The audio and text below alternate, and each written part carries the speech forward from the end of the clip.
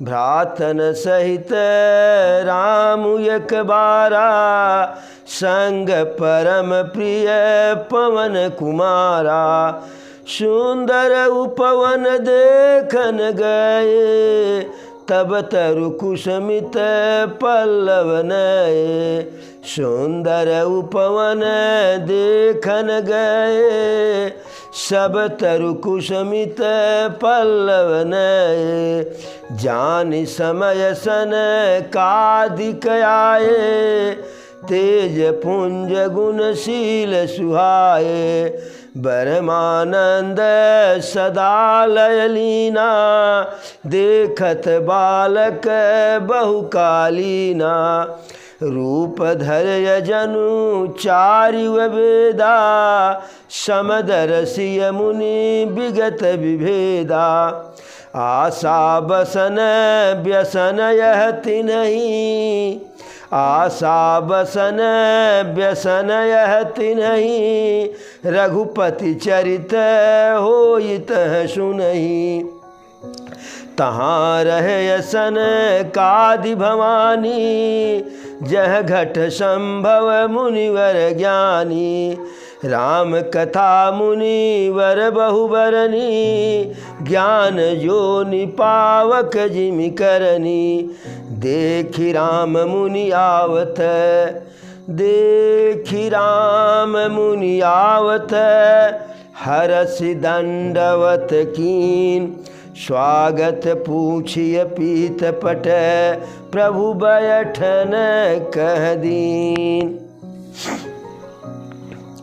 एक बार की बात है, प्रभु श्री रामचंद्र जी अपने और साथ में तीनों छोटे भाई और साथ में पवन कुमार के साथ, यानी पांचों लोग बगीचे को देखने के लिए गए। अपने जो है उस बगीचे में जहाँ सबके सब जो पौधे हैं, सब में नए नए जो है हरे भरे कोमल जो है पल्लव लगे हुए हैं। ठीक उसी समय सुंदर अवसर को जान करके शनकादिक ऋषि आए, शनकादिक मुनि आए। तेज पुंज गुणशील सुहाए। शनकादिक मुनि चार भाई थे और चारों भाई यद्यपि उम्र उनकी बहुत अधिक थी, लेकिन चारों भाई सदैव जो है कुमार ही रहे, बालक के ही तरह से चारों भाई सदैव रहे।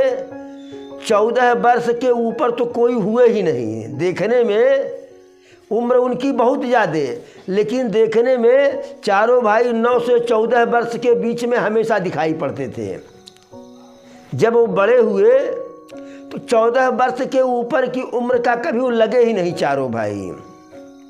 और चारों भाई कैसे देखने में लगते थे? चेहरे पर बिल्कुल तेज का पुंज जो है, गुणवान, शीलवान और सुंदर जो है। चारों भाई ब्रह्मानंद में लयलीन। ब्रह्मानंद को माने जो समझे तो ब्रह्म के आनंद में लीन। ब्रह्म कौन है? साक्षात जो है निर्गुण ब्रह्म जो है उसमें लीन है।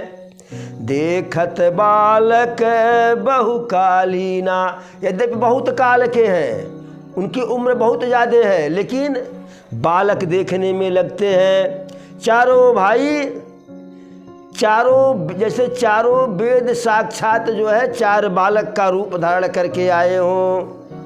वे समदर्शी थे चारों भाई। समदर्शी बोले तो समदर्शी से मतलब यह होता है कि जिनका दृष्टि सम्यक हो, न उसके लिए कोई अपना न कोई पराया, न कोई सगा न कोई संबंधी, न किसी से प्रेम न किसी से बैर। यानी संसार में जो व्यक्ति है, जो जीव है, जो संपत्ति है, सबके प्रति समान दृष्टि जो है उसे समदर्शी कहते हैं। और भेद रहित है, यानी उनमें आपस में कोई भेद नहीं है चारों भाई में। उन चारों भाइयों में एक ही व्यसन था। व्यसन माने बुराई होता है। एक ही उनमें इल्म था, आदत उनकी थी जो है उसे अच्छा माने चाहे बुरा माने। अरे रघुपति चरित होइत है सुनहि। जहाँ भी उन चारों भाइयों को यह लगता था कोई कह दे कि फला जगह पर जो है हरि की कथा हो रही है, तो जाकर के चारों भाई प्रेम पूर्वक जो है श्री हरि की अर्थात प्रभु श्री राम की कथा सुनते थे। इसके अतिरिक्त कोई आदत उन चारों भाई में थी ही नहीं जो है। चारों भाई इस समय आ कहाँ से रहे थे? अगस्त ऋषि के पास से। अरे तहाँ रहे सन कादि भवानी और जह घट संभव मुनिवर ज्ञानी।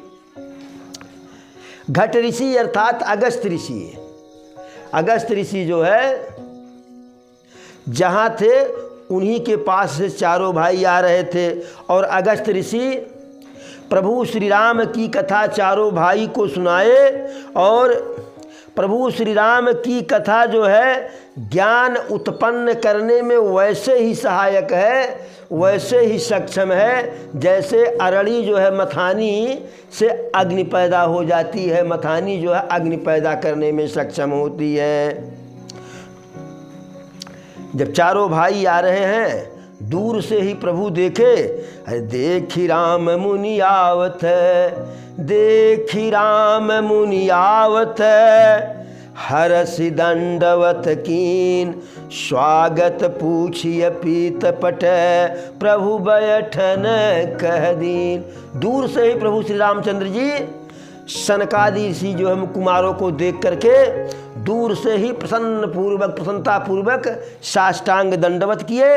और दंडवत करने के बाद उनका कुशल क्षेम पूछे और बैठने के लिए अपना पीताम्बर बिछा दिए कि ऋषिवर इस पर बैठिए।